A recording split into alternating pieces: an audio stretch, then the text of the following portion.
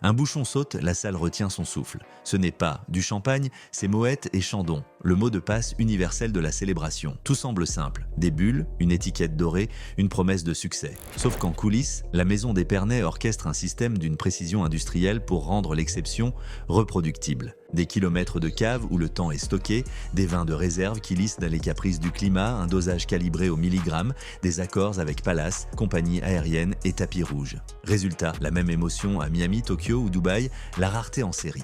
Le secret n'est pas caché dans une cuvée mythique. Il est dans l'assemblage invisible de décisions, choix de cépage, cartographie des goûts par marché, mise en scène pensée pour la caméra et la mémoire. Ici, la bouteille ne sert pas seulement à boire, elle résout une situation sociale. On trinquera juste, on posera la photo parfaite, on sentira la bonne chose au bon moment. Dans ce documentaire, on décode cette architecture, comment Moët fabrique la constance, verrouille les scènes et transforme un vin en protocole mondial de prestige. À la fin, vous saurez pourquoi des milliardaires achètent le script autant que le contenu. Le faux luxe, le champagne le plus vendu au monde. Le plus vendu sonne banal, pas luxueux. Moët inverse cette logique. Il fait de l'omniprésence la preuve d'un prestige non négociable. Son brut impérial n'obéit pas au millésime, mais à une promesse sensorielle stable. Chaque année, la maison assemble des centaines de vins clairs, y ajoute des vins de réserve vieillis pour offrir un profil reconnaissable. Fruits nets, bulles fines, finale crémeuse. Cette répétabilité, rare en champagne à grande échelle, dédramatise l'achat. Aucune prise de risque quand il faut célébrer. La demande mondiale peut grimper, la qualité perçue reste constante. C'est là que naît la rareté de masse. Contrairement aux petites maisons qui vendent la singularité d'un terroir ou d'une année, Moët vend la sécurité d'un effet. Plus le produit est visible dans des contextes prestigieux, palaces, festivals, clubs privés, plus son statut se solidifie par réflexe. On n'ouvre pas un bon champagne, on exécute le rituel attendu. Le faux luxe n'est donc pas du toc. C'est un luxe de protocole qui utilise la distribution, la mise en scène et la constance pour verrouiller la fête partout. L'astuce, faire sentir l'exception même quand le volume est colossal sans que personne ne perçoive la mécanique. Petit aparté avant de continuer, si tu aimes ce type de documentaire sur les secrets des grandes marques, abonne-toi et laisse un like. C'est une jeune chaîne et ton soutien fait vraiment la différence. Merci pour la force.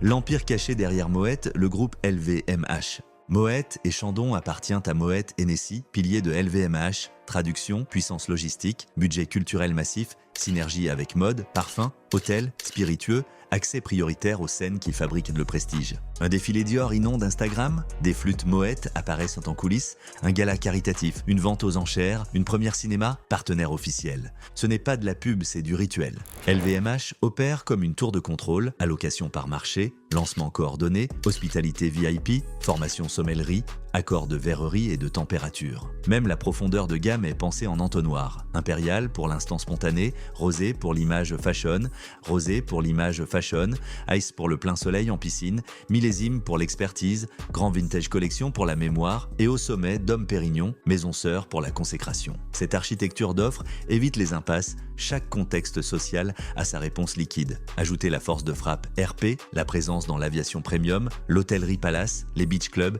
et vous obtenez une infrastructure culturelle. Partout où l'on fête, le réflexe Moët semble naturel. Le prestige ne se raconte plus, il s'installe. Le marketing du pouvoir, quand Moët vend du statut, pas du goût, le goût compte, mais Moët vend d'abord un rôle social. Le prix Signal positionne Impérial assez cher pour marquer l'occasion, mais suffisamment accessible pour devenir le standard correct. Psychologie de statut, on paye moins le liquide que la certitude de bien faire. La marque met en scène des formats, Magnum, Jéroboam, des rituels photogéniques, sabrage, services chorégraphiés, des accessoires, seaux, flûtes hautes qui transforment chaque table en mini-scène. Les contenus générés, anniversaire, tapis rouge, loge VIP, deviennent preuve sociale. Plus on voit Moët dans des lieux aspirants, plus le prix paraît légitime. La maison entretient aussi un langage visuel ultra stable. Bandeau doré, ivoire, typographie smoking, lumière chaude. On reconnaît avant de goûter. Résultat, Moët n'est pas bon par consensus, il est adéquat par design. La marque ne cherche pas l'extase œnophile, mais l'absence d'erreur au moment critique. C'est l'inverse du niche, un standard prestigieux. Et c'est précisément ce que le luxe moderne monétise, la tranquillité sociale. Les secrets de fabrication, comment Moët standardise le prestige. Côté cave, la magie est méthodique. Vinification séparée par parcelles et cépages, pinot noir pour la structure et la chair, meunier pour la rondeur, chardonnay pour la tension. Des levures sélectionnées pilotent des fermentations nettes. La fermentation malolactique est modulée selon le profil visé. Les vins de réserve, véritable banque du temps, complètent l'assemblage pour restituer la signature d'année en année. Le vieillissement sur lit apporte mousse crémeuse et notes briochées. Le dosage après dégorgement ajuste la perception. Brut, extra brut, demi-sec, jusqu'à ice, pensé pour la glace et le plein air. La chaîne qualité inclut dégustation à l'aveugle, micro-ajustement, contrôle de pression de bulle et température de service recommandée. Objectif, complexité ressentie, lisibilité immédiate. Le système accepte le volume sans sacrifier l'intention. Un profil accueillant au premier nez, souriant en bouche, net en finale. C'est une ingénierie de constance. La technique sert une émotion reproductible.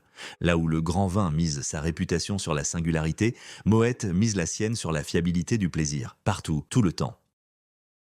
Le goût calibré pour le monde entier, l'algorithme du plaisir universel. Moët cartographie les usages par climat, culture et contexte. En marché chaud et outdoor, Ice Imperial, servi sur glace, répond à la demande d'un fruit plus éclatant, d'une sensation rafraîchissante, d'un service chaud. En gastronomie, on pousse des profils plus secs, des millésimes plus tendus. L'algorithme interne agrège retour sommelier, essais consommateurs, data sociale, premier nez accueillant, bulle fine, milieu de bouche avenant, finale propre qui invite au refill. Ce n'est pas une recette unique, c'est un cadre de résultat. L'enjeu n'est pas de plaire à tout le monde, mais de décevoir personne dans les grands moments. L'assemblage devient alors un langage, pinot noir, ampleur, meunier, gourmandise, chardonnay, verticalité, vin de réserve, mémoire maison, dosage, verrou sensoriel. L'objectif n'est pas le consensus tiède, mais l'adhésion rapide. Au nez, ça sent la fête, en bouche, ça confirme, à la photo, ça raconte. Ce triathlon sensoriel est la vraie trouvaille. Rendre la joie lisible en 3 gestes. C'est simple et redoutable.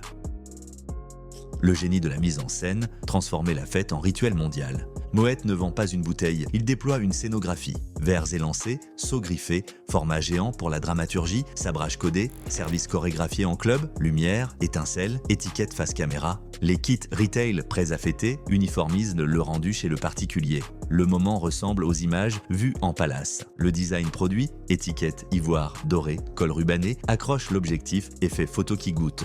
Le geste se reproduit. On met Moët au frigo, comme il faut, on pose le seau, on filme l'ouverture, et l'image augmente la saveur perçue. Psychologie? Oui, mais dans le luxe, voire influence goûter. La marque simplifie le kit cérémoniel pour que la magie soit copiable. Plus le rituel circule, plus il paraît naturel, donc indiscutable. Moët devient un mode d'emploi de la célébration.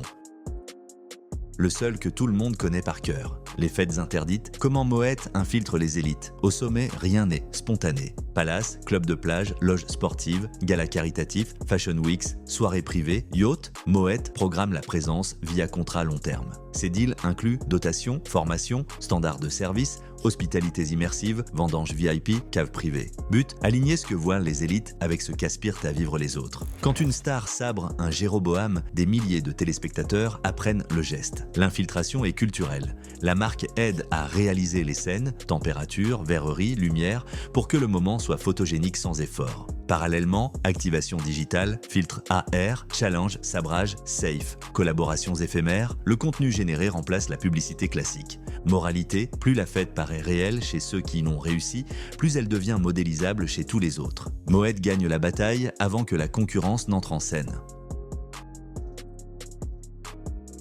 Le contrôle absolu de l'image, le champagne sans scandale. Le champagne vit sur une ligne de crête, alcool, ostentation, réseau. Moët pratique la prévention plutôt que la réaction. Guidelines strictes, contexte, dress code, gestes autorisés, pas de placement douteux. Les collaborations sont criblées. Compatibilité d'image, territoire clair, zéro risque réputationnel. La marque préfère multiplier les petits formats maîtrisés, hospitalité, dîner, masterclass, plutôt que l'énorme coup viral incontrôlable. Quand polémique il y a, environnement, dosage, IS pour puristes, réponse pédagogique. Mesures viticoles, enjeux climatiques, clarté des usages par contexte. Le mantra interne, la fête doit rester défendable. Cette discipline explique la longévité mondiale de Moët. Dans un univers où un faux pas peut détruire des années d'équity, la maison protège le récit. Résultat, quasi-absence de scandale majeur associé à l'étiquette, et dans le luxe, l'absence de mauvaises histoires vaut de l'or. Dom Pérignon, le faux rival, vrai jumeau stratégique. Officiellement distinct, Dom Pérignon est le jumeau utile. Moët Impérial égale standard prestige, Dom Pérignon égale consécration. En séparant les récits, code visuel, cave, ambassadeur, LVMH évite la cannibalisation et crée un escalier émotionnel. On célèbre avec Moët, on sanctifie avec d'épée. Ce faux rival crédibilise l'ensemble. S'il existe une cathédrale d'épée, la paroisse Moët doit être sérieuse. A l'inverse, l'ultra-visibilité de Moët nourrit le désir du sommet. Un jour, on passera à d'épée. Stratégie gagnante, deux mythes, un horizon, la célébration maîtrisée, c'est aussi une défense contre la lassitude. Quand Impérial pourrait sembler trop vu, d'épée réactive le rêve par le temps long, la rareté millésimée. L'illusion de rivalité devient moteur de désir permanent.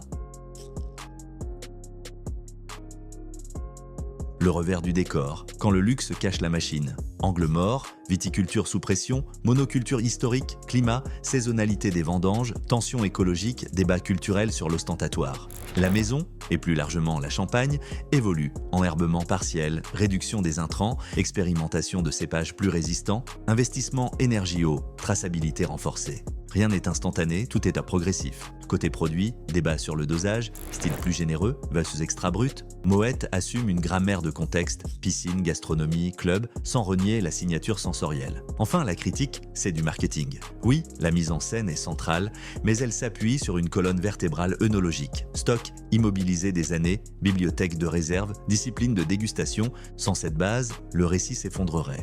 Le luxe cache une machine, oui, mais une machine à fabriquer de la constance.